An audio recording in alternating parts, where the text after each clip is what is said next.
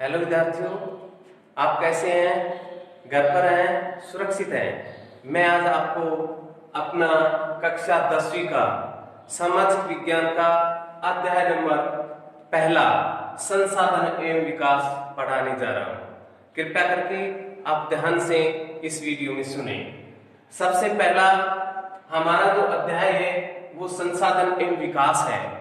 इसमें सबसे पहले मैं आपको एक एग्जाम्पल के तौर पे बताना चाहता हूं कि संसाधन क्या होता है। देखिए, आप अपने घर के ऊपर रहते हो, बाजार में जाते हो और बाजार में जाने के बाद में आप अपने स्कूल में भी आते हो, तो आप एक सूची बनाते हो अपने घर पर बैठ करके, किन किन की, पंखे की, कूलर की, टीवी की, जो भी आवश्यकताएं होती है उनकी आप सूची बनाते हो। तो सभी जो आप सूची बनाते हो क्या होते हैं? संसाधन होता है।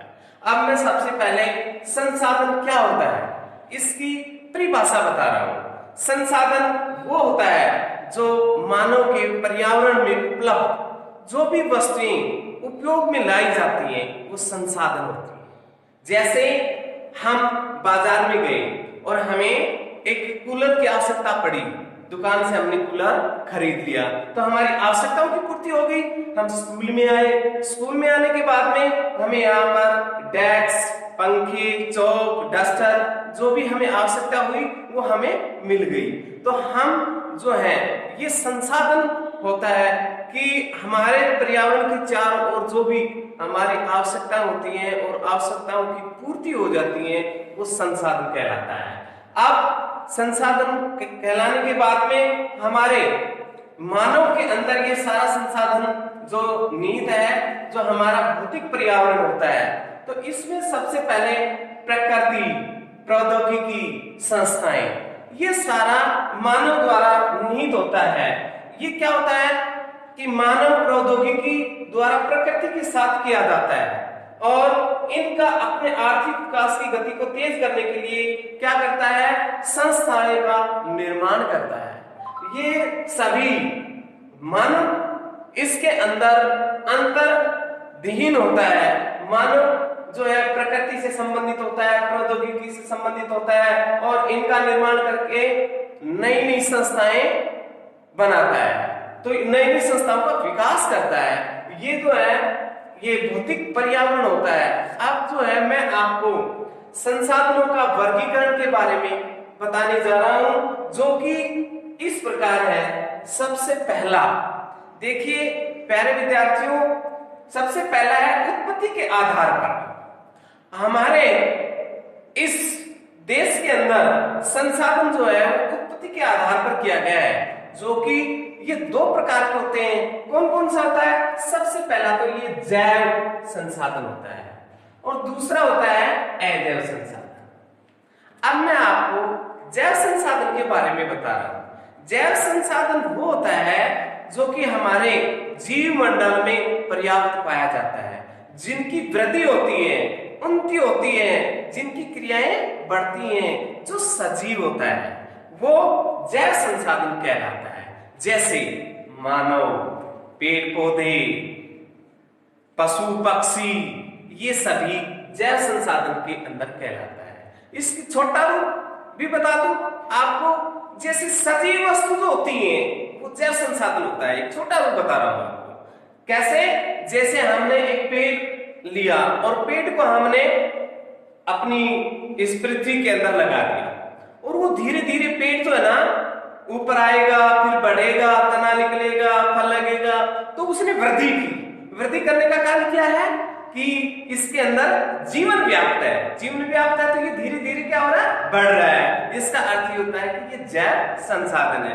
ऐसे पक्षी है, मानव है, मनुष्य जन्म लेता है, छोटा बच्चा होता है, फिर युवावस्था होती है, ठीक है, बाल्यावस्था होती है, युवावस्था होती है, फिर प्रौढ़ में चला जाता है। ऐसे उसकी भी वृद्धि होती है। ऐसे ही आप अपने एक किसान के बारे में समझ लो। किसान अपनी फसल खेत में उपजाता है, सबसे पहले वे बोता है, फिर वो फसल धीरे धीरे उगती है, फिर वो बड़ी होती है, बड़ी होने के बाद में वो पक जाती है, इसलिए उसके अंदर वृद्धि है। इसलिए ये सभी जो भी मैंने आपको समझाया ये सभी जैव संसाधन कहलाते हैं। ठीक है, समझ गए? ओके, अब मैं आपको अदैव संसाधन समझा। देखिए, ध्यान से देखिए, अदैव संसाधन क्या होता है। मैं आपको बोल रहा हूं, इसी से ही समझ जाओ। एक पहले बोला था जैव, अब मैं बोल रहा हूं अजैव, यानी कि जिसके अंदर जीवन व्याप्त नहीं होता वो अजैव संसाधन होता है। जैसे चट्टानें होती हैं, सूखी लकड़ी होती है, ठीक है, पत्थर होता है, धातु होती है, ये अजैव संसाधन कहलाते हैं। क्यों? जैसे आप एक सूखा पेड़ है, उस सूखे पेड़ को आपने देखा, उसके अंदर कोई भी वृद्धि नहीं हो रही। पत्थर है, पत्थर हम जैसा उठाते हैं वैसा ही हमें मिलता है, उसमें भी वृद्धि नहीं हो रही।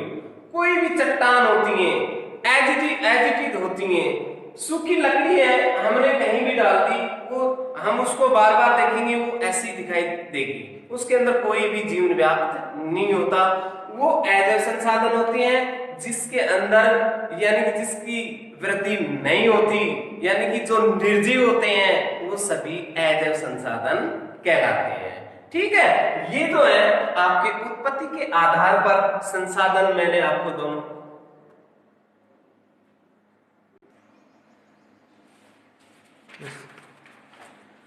देखिए प्यारे विद्यार्थियों। अब दूसरा प्रकार समापत्ता के आधार पर, संसाधन का दूसरा प्रकार है समापत्ता के आधार पर। ये दो प्रकार का होता है। कौन कौन सा? सबसे पहला नवीकरण योग्य संसाधन। कौन सा होता है? नवीकरण योग्य संसाधन। दूसरा होता है अनवीकरण योग्य संसाधन। कौन सा होता है? अनवीकरण योग्य संसाधन। अब मैं आपको सबसे पहले नवीकरण योग्य संसाधन समझा रहा हूं। कैसे? जैसे नवीकरण संसाधन वो होता है जो हमें नए रूप में प्राप्त होता है। हमने प्रयोग किया, प्रयोग करने के बाद में दोबारा से नया मिल गया, फिर हमने उसको प्रयोग कर लिया, प्रयोग करने के बाद में दोबारा से हमने प्रयोग यानी कि उसको यूज कर लिया। ठीक है, तो क्या होता है? नवीनकरण यानी कि पुनः पूर्ति योग्य संसाधन नवीनकरण योग्य संसाधन कहलाता है। जैसे सौर ऊर्जा, पवन ऊर्जा, ये जो है नवीनकरण योग्य संसाधन के उदाहरण है। ठीक है, अब दूसरा अनवीकरण योग्य संसाधन। अनवीकरण योग्य संसाधन क्या होता है? जैसे वर्षों से हम अनेक प्राचीन काल से हम जो है प्रयोग करते आ रहे हैं, पुराने वर्षों पुराने दिनों से प्रयोग करते आ रहे हैं, उसको एक बार प्रयोग करने के बाद में दोबारा प्रयोग में नहीं लाया जा सकता, वो अनवीकरण योग्य संसाधन कहलाता है। जैसे कोयला, पेट्रोल, डीजल। कोयला हमने एक बार यूज कर लिया, प्रयोग कर लिया, उसके बाद में दोबारा प्रयोग में नहीं लाया जाता, इसलिए ये अनवीकरण योग्य संसाधन कहलाता है। ठीक है, अब नंबर 3 स्वामित्व के आधार पर। स्वामित्व के आधार पर संसाधन जो है वो 4 प्रकार के होते हैं। सबसे पहला व्यक्तिगत संसाधन क्या होता है? जो व्यक्ति खुद मालिक होता है, निजी संपत्ति का मालिक होता है। जैसे किसान अपनी भूमि का मालिक होता है, वो व्यक्तिगत संसाधन कहलाता है। जो स्वयं यानी कि व्यक्ति अपना मालिकाना हक यानी कि खुद के नाम होता है, वो व्यक्तिगत संसाधन कहलाता है। जैसे अपनी जमीन, अपना घर, अपना प्लॉट, ये व्यक्तिगत संसाधन होता है। ठीक है, अब सामुदायिक संसाधन क्या होता है? सामुदायिक संसाधन क्या होता है? सामुदायिक वो होता है एक बहुत बड़े समुदाय का हिस्सा होता है जिसमें सभी प्रयोग लेते हैं। जैसे गांव में सामलात की भूमि होती है, पार्क होता है, सार्वजनिक स्थान होता है, उसके अंदर यानी कि सभी का स्वामित्व होता है, सभी का उसके अंदर योगदान होता है, सभी उसको प्रयोग कर सकते हैं। वो क्या होता है? सामुदायिक संसाधन। अब जो है राष्ट्रीय संसाधन क्या होता है? जो राष्ट्र की धरोहर होती है वो राष्ट्रीय संसाधन कहलाता है। कैसे? जैसे रेलवे लाइन है, सड़कें हैं, नहरें हैं, ये जो है सरकार भूमि को अधिग्रहित करके और इनको रेलवे लाइन बिछाई जाती है, सड़कें निकाली जाती हैं, ये सभी जो है ये राष्ट्रीय संसाधन कहलाती है। अंतरराष्ट्रीय संसाधन क्या होता है? जो बहुत बड़े सागर, महासागर, समुद्र, ये सभी बंदरगाहें, ये यानी कि अंतरराष्ट्रीय स्तर के ऊपर जो होती हैं, ये सारी अंतरराष्ट्रीय समुदाय कहलाता है। जैसे अब संसाधन का वर्गीकरण का चौथा प्रकार है विकास के स्तर के आधार पर। विकास के स्तर के आधार पर है, ये भी 4 है। सबसे पहला संभावी, दूसरा विकसित और तीसरा भंडार और चौथा संचित कोष। अब मैं सबसे पहले संभावी संसाधन समझा रहा हूं। यह वे संसाधन है जो किसी प्रदेश में विद्वान होते हैं परंतु इनका प्रयोग ज्यादा नहीं किया जा सकता। जैसे सौर ऊर्जा है, पवन ऊर्जा है, ये 2 राज्य हैं जहां राजस्थान है और गुजरात है, परंतु इनका सही ढंग से विकास नहीं हुआ है। ये जो है ये संभावी संसाधन कहलाते हैं। दूसरा है विकसित। विकसित जो है जिनका सर्वेक्षण किया जा सके, यानी कि जिनका सर्वेक्षण हो गया हो या किया जा सके, जिनकी गुणवत्ता की मात्रा जांची जा रही हो, उसके अंदर क्या होता है? वो होता है जिनकी मात्रा निर्धारित की जा चुकी हो, वो विकसित संसाधन कहलाता है। जैसे एक संसाधन का विकास प्रौद्योगिकी और उनकी संभाव्यता के स्तर पर निर्भर होता है, ये जो है वो विकसित संसाधन कहलाता है। दूसरा है भंडार। भंडार क्या होते हैं? जो मानव की आवश्यकताओं की पूर्ति के लिए एक विशेष भंडार के रूप में प्रयुक्त किया जाता है, वो भंडार कहलाता है। जैसे भंडार के अंदर क्या होता है कि जैसे 2 ज्वलनशील गैस होती हैं, हाइड्रोजन ऑक्सीजन का यौगिक होता है, इसमें भी ये जो है ना ऊर्जा का मुख्य स्रोत बन सकता है, वो जो है भंडार होता है।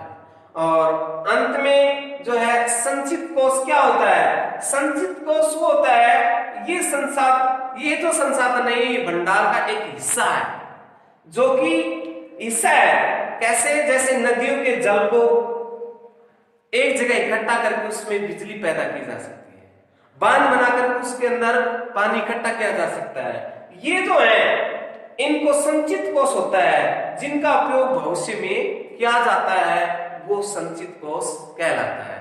धन्यवाद। अपने घर के ऊपर सुरक्षित रहिए, ठीक रहिए।